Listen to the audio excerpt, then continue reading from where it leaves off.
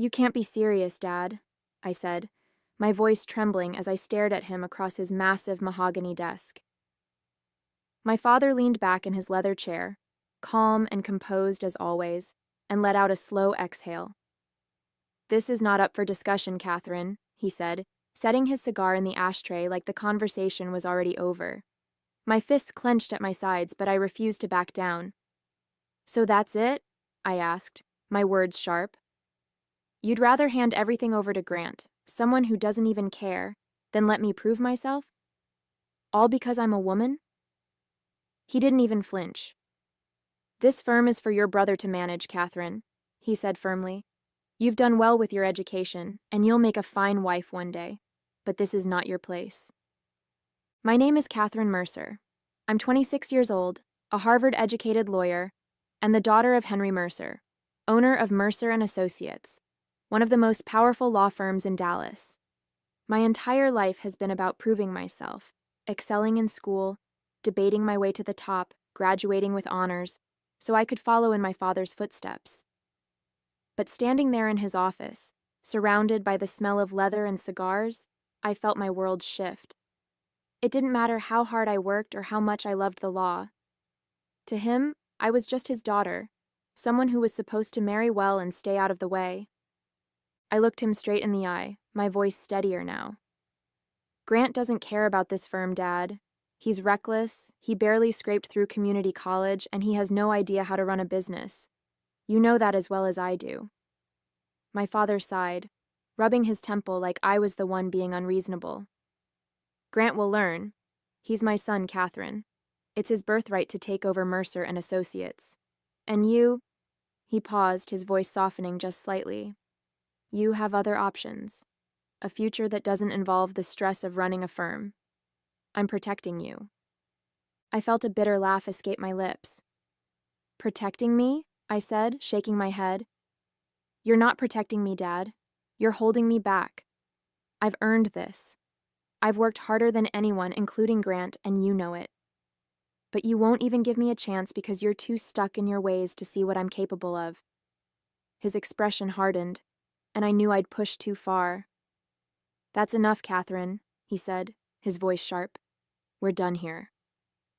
I stormed out of his office, my heels echoing through the marble halls of our family's estate. My mother was in the parlor, quietly arranging flowers in a vase. She looked up as I passed, her expression soft but tired.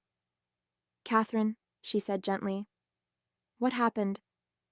I stopped, turning to her with a mix of frustration and desperation. He won't let me work at the firm, I said, my voice breaking. He's handing everything over to Grant, and he expects me to smile and accept it. She sighed, her hands stilling over the flowers. Your father, he has his ways, she said, her tone hesitant. But maybe it's best not to push him, dear. He means well. I stared at her, stunned. Means well? I repeated. Mom, he's throwing away everything I've worked for because I'm a woman. How can you stand there and defend that? She lowered her gaze, and I could see the years of quiet submission etched into her face. I just don't want to see you hurt, Catherine, she said softly. Sometimes it's easier to let things be. Her words hung in the air, and I realized in that moment that I was on my own. That night, as I lay in bed staring at the ceiling, the weight of my father's words pressed down on me. I thought about everything I'd done to get to this point. Late nights poring over case law, the endless debates at Harvard, the sacrifices I'd made to live up to the Mercer name. And for what? To be told I didn't belong? That my only value was to marry into another powerful family? The thought made my stomach turn. The next morning I was halfway through packing my suitcase when the door to my bedroom creaked open. My mother stood there, her face pale and confused. Catherine, what are you doing? She asked, her voice laced with worry. Before I could answer, my father appeared behind her, his brows furrowed in irritation.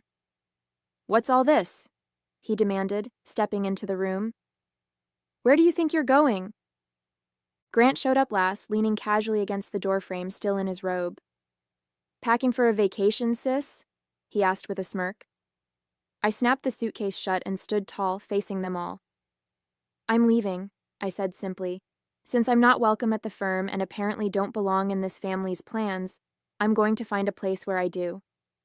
My father's face darkened, and my mother clutched her pearls, looking like she was about to cry. "Catherine," she said softly, "don't do this. Let's talk about it." But I shook my head, my resolve unshaken. "There's nothing to talk about. You've all made your priorities clear." My father's jaw tightened, and he stepped closer. "Don't be ridiculous, Catherine," he said, his tone cold and dismissive. "This is your home.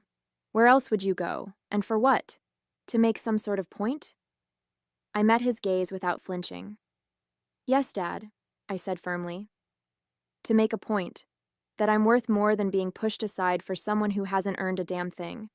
You made it clear last night that I have no place in your firm, so I'll find a firm that values what I bring to the table." Grant let out a low chuckle, shaking his head. "You're really making a big deal out of nothing, Kat," he said, crossing his arms. "You're throwing a tantrum just because Dad isn't handing you the keys to the kingdom?" His smug tone pushed me over the edge. "This isn't a tantrum, Grant," I snapped.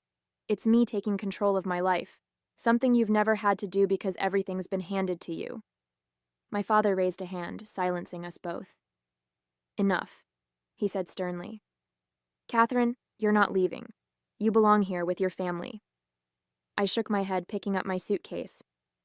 "No, Dad. I belong somewhere I'm valued, and clearly, that's not here." I walked past them, my suitcase rolling behind me as I made my way down the grand staircase. My mother followed, her voice trembling. "Catherine, please don't go," she said softly. "We can figure this out as a family."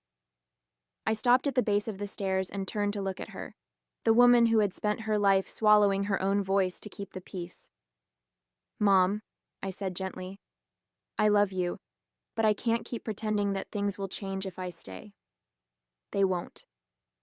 My father stood at the top of the stairs, watching silently, his face unreadable. Grant leaned against the banister, clearly unfazed, like my departure meant nothing. I opened the front door and turned back one last time. "When you're ready to treat me like more than just a daughter who needs to marry well, you know where to find me," I said, my voice calm but firm. Then I walked out, the crisp morning air hitting my face as I closed the door behind me. For the first time in my life, I felt truly free. I didn't look back after leaving that house. Within days, I secured an interview at one of the most respected law firms in Dallas. They didn't care that I was a Mercer. All they cared about were my credentials and my drive. When I walked into that office, I wasn't Henry Mercer's daughter. I was Catherine Mercer, Harvard graduate and determined attorney. By the end of the week, they offered me a position, and for the first time, I felt like I belonged somewhere for what I could do, not for who I was. The work was challenging but rewarding, and I thrived in an environment where I wasn't constantly being compared to someone else. My new boss, a sharp and modern man named Richard Hayes, took me under his wing. He valued my insight and pushed me to take on more responsibility. Within a few months, I was handling high-profile cases and earning the respect of my colleagues. It wasn't the life I had envisioned for myself growing up, but it was mine, and that made all the difference. As much as I was thriving professionally, the nights were harder. Cutting ties with my family wasn't easy, no matter how justified it felt. There were moments, quiet ones, like coming home to an empty apartment after a long day, when the weight of it all would hit me. I missed my mother's gentle presence, even if she never stood up for me. I even missed the chaos Grant brought to the house, as infuriating as he was. But what hurt the most was knowing my father didn't think twice about letting me go. Months passed, and I poured everything I had into my work. The cases were demanding, often leaving me in the office late into the night, but I thrived under the pressure. With each victory, my confidence grew. I wasn't just a lawyer anymore. I was a force to be reckoned with. Richard Hayes, my boss, started assigning me to more high-stakes cases, and soon I was gaining a reputation as one of the firm's rising stars. The growth wasn't just professional, it was personal too. I learned to stand on my own, to make decisions without worrying about whether they would please my father or fit into the mold my family had crafted for me. Every step forward felt like proof that I was more than they had ever given me credit for. I wasn't just Henry Mercer's daughter, I was Catherine Mercer, and I was making a name for myself on my own terms. One afternoon, Richard called me into his office. It was spacious but unpretentious, a reflection of the man himself. He gestured for me to take a seat and leaned back in his chair, his piercing blue eyes studying me intently. "Catherine," he began, his tone measured, "I have a case I think you're ready for. It's high stakes, complicated, and it's going to put you in the spotlight." I nodded, intrigued. "What's the case?" I asked, leaning forward slightly. He hesitated for a moment, then continued. "We're representing a client in a major litigation against Mercer and Associates.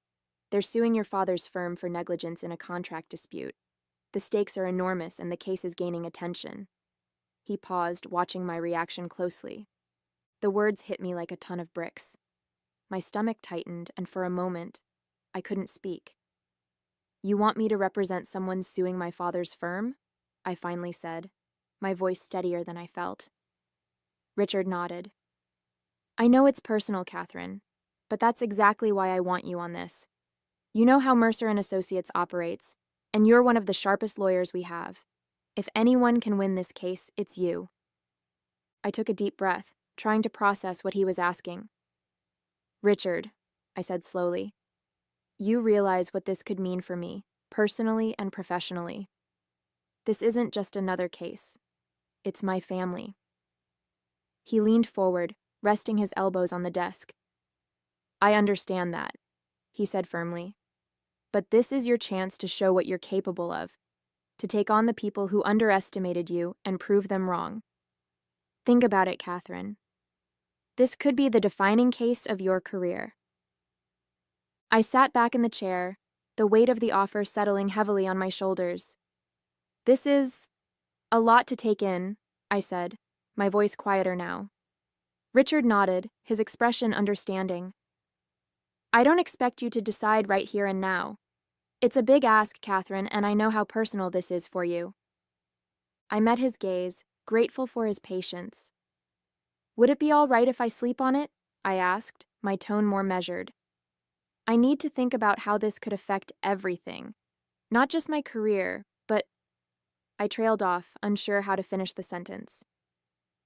"Take all the time you need," Richard said, his voice steady. "But don't take too long.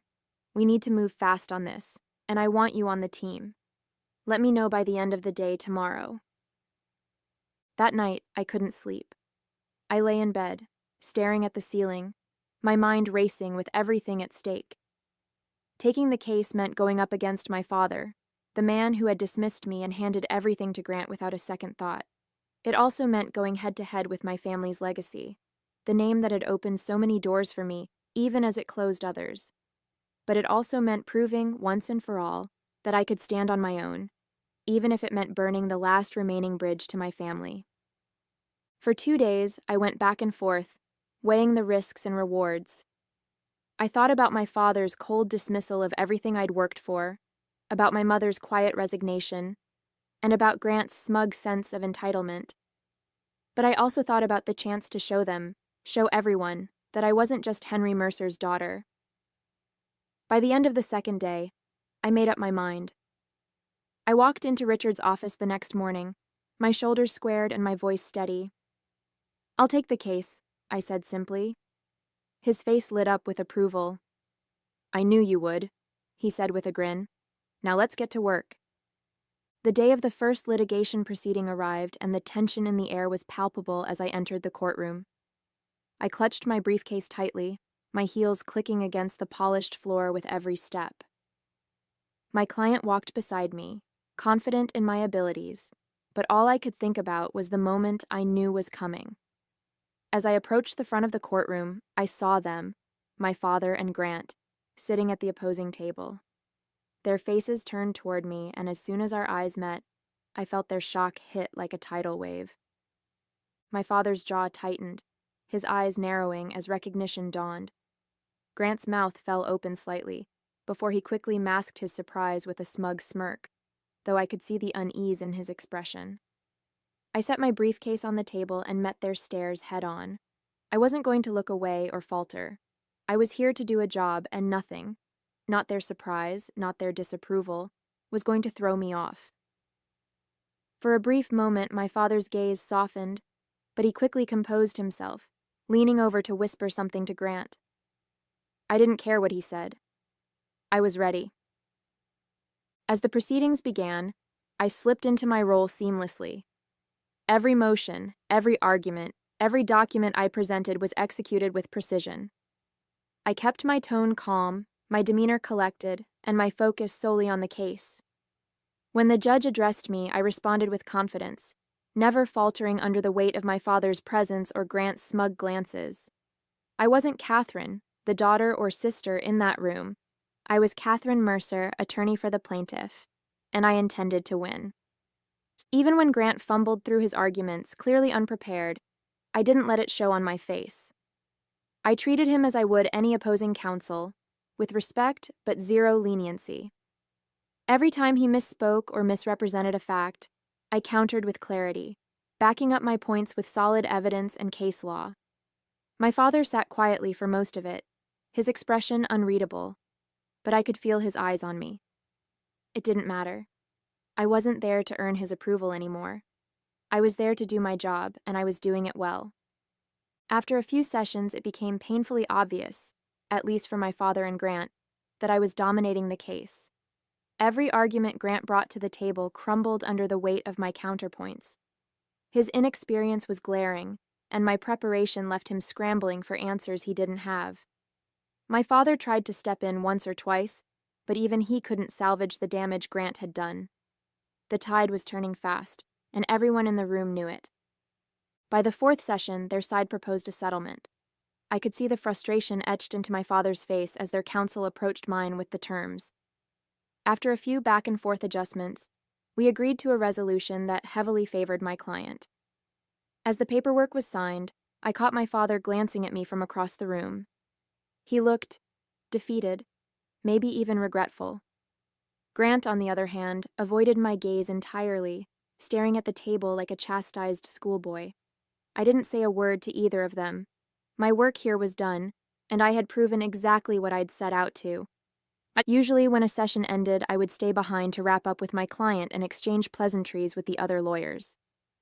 It was something I always did, a small gesture of professionalism and respect, regardless of how contentious the case might have been. But this time, there was no opportunity. My father and Grant had already gathered their things and left the room without so much as a glance in my direction. No handshake, no word of acknowledgement, not even a curt, "Well done." It stung more than I wanted to admit. Even after everything, a part of me had hoped for some kind of recognition, some small sign that they'd seen what I was capable of and respected it. Instead, they walked away, silent and defeated, leaving me standing there with the weight of unfinished business pressing on my chest. I took a deep breath, brushed it off, and refocused on my client. I had won the case. That was what mattered. That evening, back at the firm, my colleagues greeted me with applause as I walked through the doors. Richard was the first to approach, clapping me on the shoulder with a proud grin. "Well done, Catherine," he said, raising a glass of champagne. "You were flawless in there. That settlement is a big win for us, and your client couldn't have asked for a better advocate." The team had set up a small celebration in the break room, complete with drinks and hors d'oeuvres. My client even stopped by to express their gratitude, shaking my hand firmly.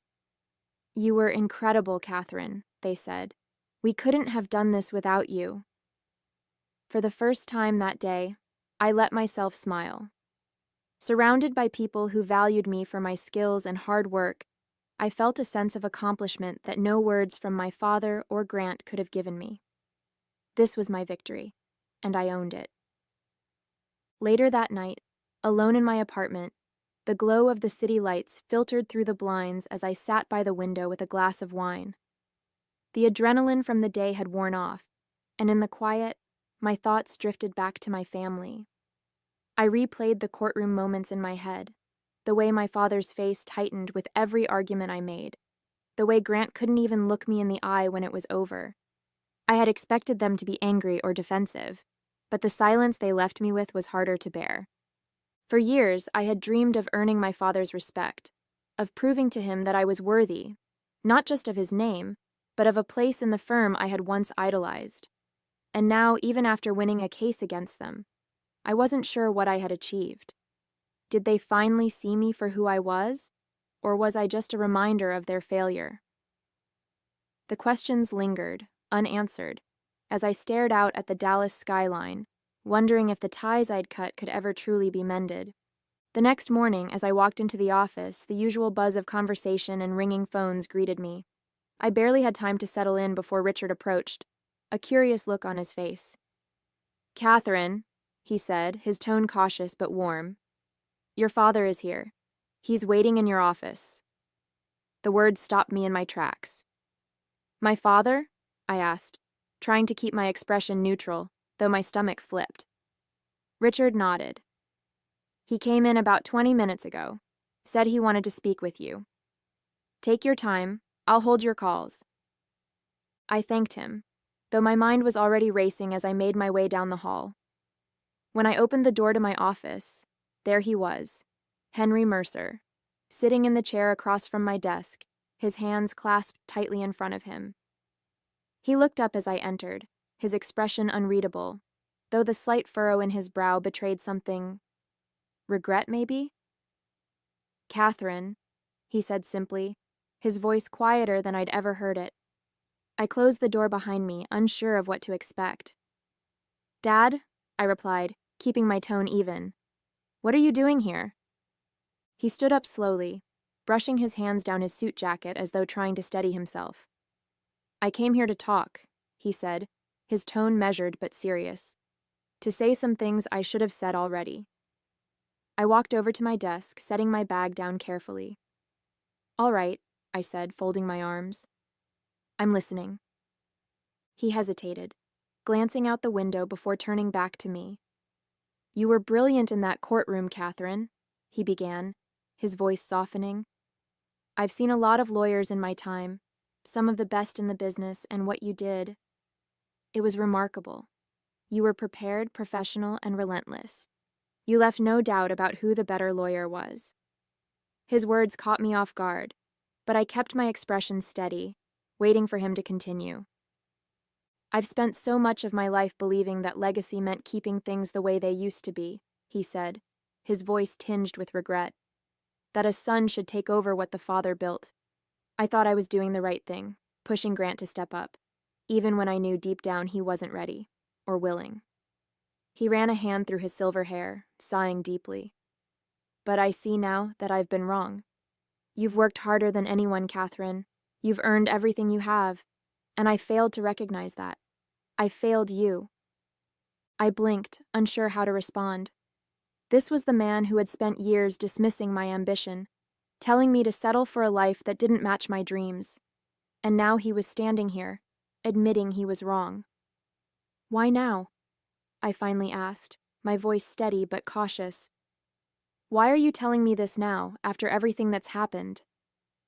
He met my gaze, his blue eyes filled with an honesty I hadn't seen before. "Because I saw what you're capable of," he said simply. "And I realized I've been a fool. Grant isn't ready, and he may never be. But you've proven you have what it takes, not just to succeed, but to lead." He stepped closer, his tone almost pleading.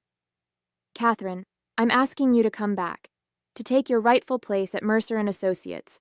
The firm needs you. I need you." The words hung in the air, and for a moment, I didn't know what to say.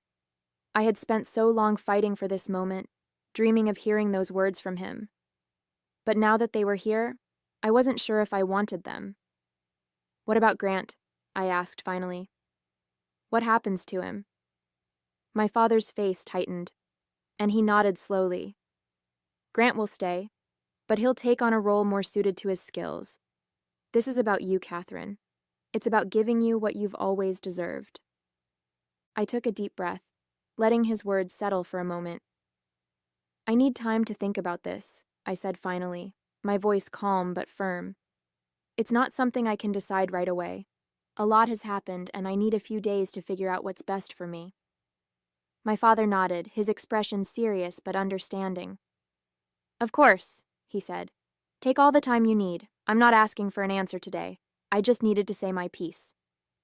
He moved toward the door, but before he left, he turned back to face me. Catherine, he said, his tone softer now. I know I haven't said this enough, or maybe ever, but I am proud of you. Watching you in that courtroom, you were better than I ever was, better than I could have imagined. His words hit me harder than I expected, and for a moment I just stared at him, unsure of how to respond. He gave me a small, almost hesitant smile before turning and walking out of the office, leaving me alone with my thoughts. As I sat at my desk, his words echoed in my mind, better than I ever was. For so long I had fought to prove myself to him, to show that I was more than just his daughter, that I was capable, strong, and deserving of respect. And now, hearing those words, I felt a surge of pride that I couldn't ignore. This wasn't just about him anymore. I was proud of myself, for standing my ground, for thriving on my own, and for showing the world, and my father, exactly what I was capable of. Now it's late at night, and I'm lying in bed, staring at the ceiling, thinking about what to do. My father's offer is everything I've worked for, everything I thought I wanted. But going back would mean stepping into a world where I was once dismissed, where I'd have to navigate the shadows of old wounds and fractured trust. It would mean working alongside Grant, knowing how little he values what we both stand to represent. And yet, staying where I am has its own challenges. This firm has been good to me, and I've grown here in ways I never imagined. But it's not my legacy. It's not Mercer and Associates, the place I dreamed of running since I was a little girl. If I go back, I'd have a chance to shape that legacy on my terms, to prove that the name belongs to me just as much as anyone else. I haven't made up my mind yet. The choice feels impossible, and the weight of it keeps me awake. But maybe you can help. What would you do in my situation? Please share your thoughts in the comments. I'd love to hear your perspective. Hey there, did you like the story? If you did, don't forget to hit the like button and subscribe to the channel. It helps us a lot and makes sure you won't miss out on more great stories we share here. Thank you for watching, and we'll see you in the next one.